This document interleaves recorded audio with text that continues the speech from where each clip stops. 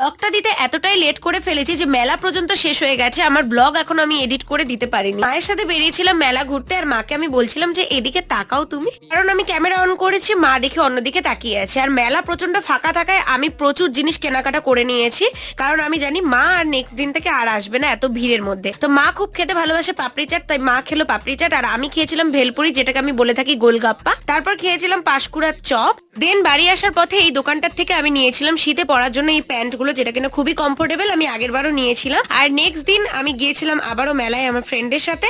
আর আমি কিন্তু একবারে অনেক দিনের ব্লগ গুলো একসাথে অ্যাটাচ করে দিচ্ছি। আর ও খেয়েছিল পাপড়ি চাট আর আমি খেয়েছিলাম পাও ভাজি। আর বাড়ি আসার পথে আমি নিয়েছিলাম হচ্ছে ফ্যাটাগুড়ির জিলাপি, আর অনেক ইয়াররিংস কিনেছি, যেটা তোমরা পরে দেখতে চাইলে আমি দেখাবো।